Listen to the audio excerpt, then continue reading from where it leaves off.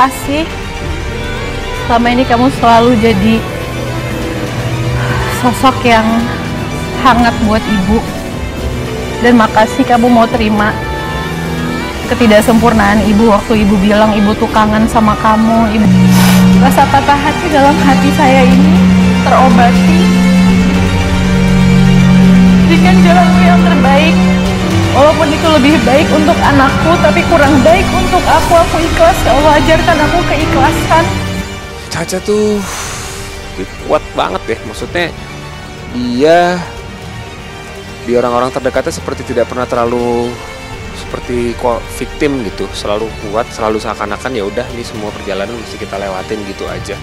Dan itu yang menurut aku bagus sih untuk ditiru sama terutama sama Sienna yang lihat sosok ibunya, sosok yang kuat. Jadi ya aku yakin sih dia insya Allah bisa melewati apapun yang dialamin sama hidup. Aku sama Caca sekarang udah kayak sahabat lah kita. Apapun yang walaupun gak intens selalu ngobrol, tapi kalau aku ngelihat kemarin setelah dioperasi dan aku udah ketemu karena ke rumah jemput Sienna waktu itu, kondisinya baik dan sehat sih. Kita sekarang udah beranjak remaja, jadi dia juga udah mulai harus udah tumbuh, udah preteen kan, udah pre remaja. Jadi dia sama Caca punya komunikasi sendiri yang aku juga nggak tahu obrolannya apa. Dan mereka berdua komunikasinya baik banget. Enggak sih, sejauh ini sih kalau lagi ketemu bener-bener ya happy time banget sama Sienna juga kan. Waktu Sienna ketemu, Sienna juga pulang cerita. Kalau aku tanya ngapain aja, suatu hal yang normal aja sih, fun aja. Banyak kegiatan, aktivitas, bikin karya-karya. Karena juga aku banyak update tahu kondisi Caca kan lewat Sienna kan. Biasanya aku tanya Sienna ngapain aja lagi pas lagi sama ibu gitu. Dan kalau ketemu ya happy time aja gitu, lagi ceria, lagi cheerful aja kita semua. Untuk Sienna belum, nah itu dia juga salah satu yang kita lagi adaptasi kan tentang Sienna nih. Makanya sekarang aku juga cukup kaget juga, ternyata Caca udah ngomong. Tadi aku juga japri dia juga nanya, oh kamu udah ngomong ke teman-teman gitu kan, ya artinya cepat atau lambat kan Sienna bakalan tahu. Nah itu yang kita mesti fokuskan, bagaimana menyampaikan itu, memberikan penjelasan, yaitu kita lihat nanti berkembangnya seperti apa.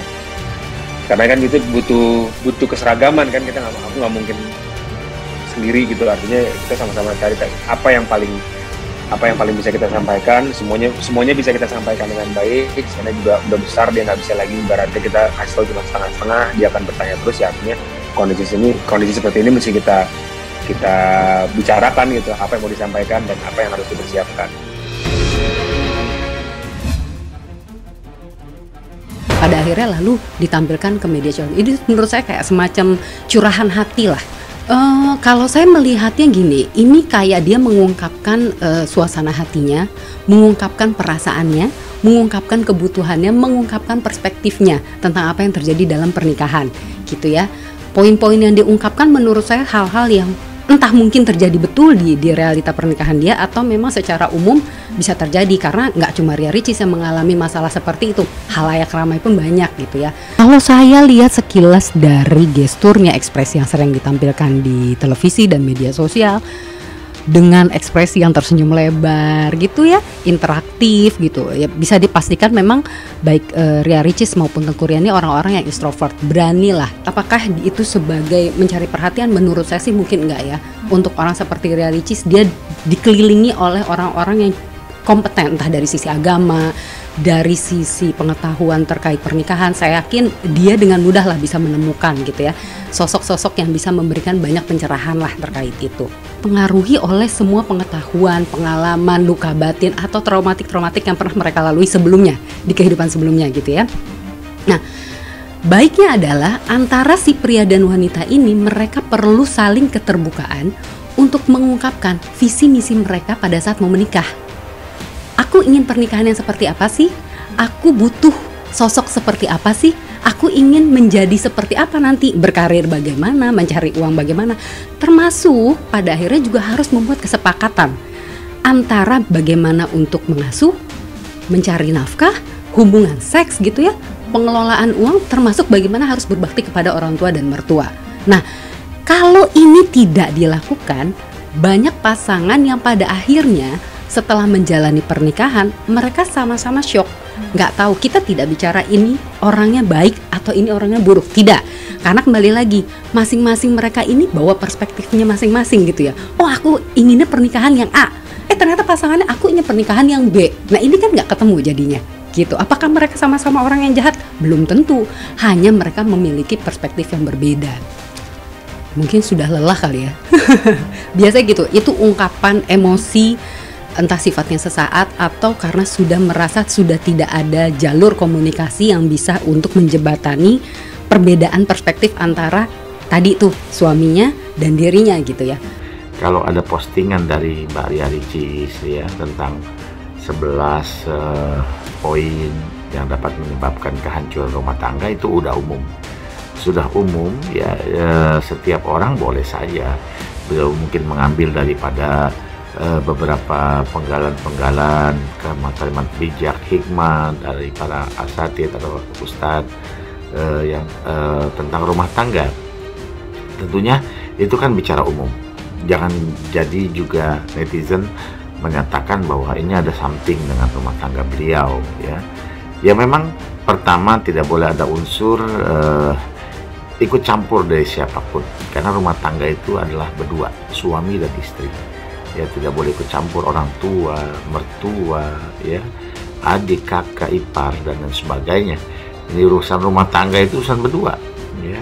Kayak kita atau orang tua ini hanya sebagai pemberi nasihat, memberikan masukan, ya, memberikan doa pada mereka, dan jangan larut, ya. Bagi suami harus dekat dengan orang tua istri. Tentunya kita berharap semua agar mereka tetap dalam, insya Allah baik-baik saja, dalam kebaikan, dalam senantiasa diberikan keberkahan dalam kondisi suka maupun duka.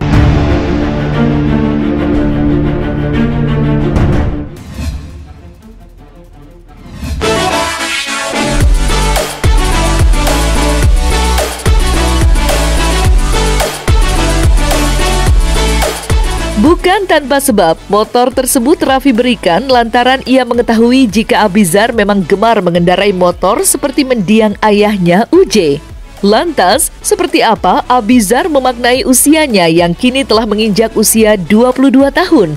Dan seperti apakah motor Vespa yang diberikan Raffi Ahmad untuk Abizar? Nah, kalau dapat satu, dikeluarin satu. Vespa, nggak suka dong. Vespa dong. Kan udah ada motor gede. Satu Vespa lah. Maaf, motor di sana ya? Iya, lagi di Mapita kawain. Ini apa? Iya, cuman jadi supaya ini jadi manfaat, udah bisa aja yang pakai. Gimana bisa? Pakai.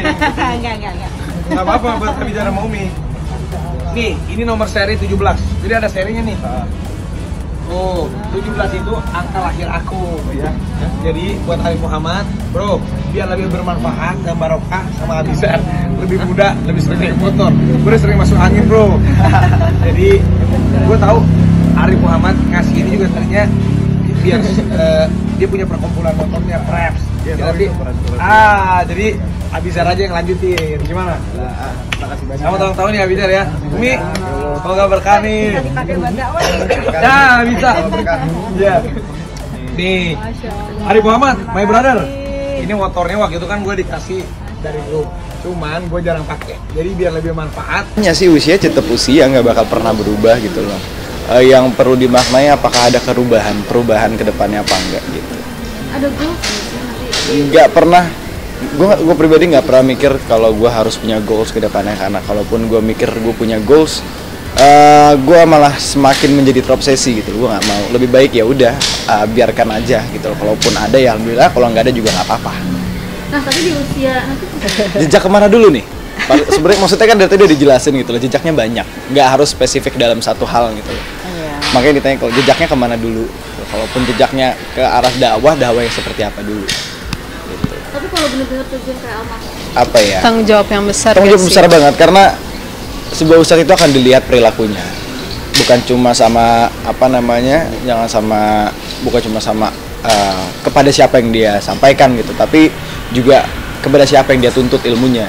Itu Tuhannya juga pasti melihat kalau misalnya kita belum siap untuk untuk membenarkan perilaku kita. Jangan kita omongin yang gimana dulu ke orang. Apalagi ini juga tentang ilmu agama yang sensitif gitu. Nggak belajar gitu loh, tiap hari pasti belajar juga nggak cuma dari rumah, nggak cuma dari sekolah, nggak cuma dari kitab, belajar dari ilmu kemanusiaan juga bisa.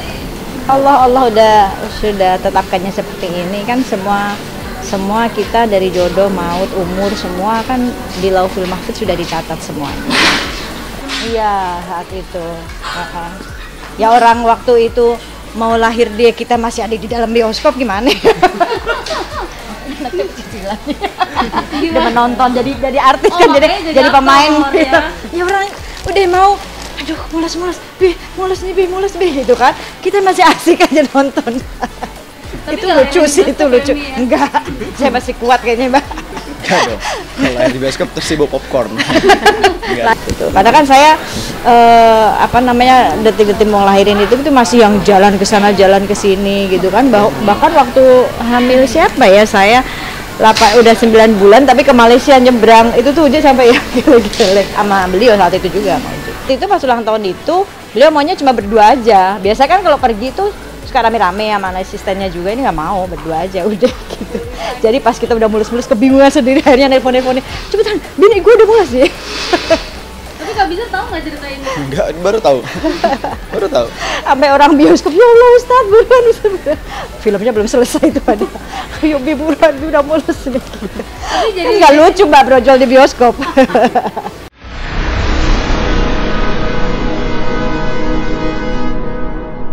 Jadi jangan lupa untuk subscribe Cumi Cumi. Ditekan ya tombol lonceng merahnya.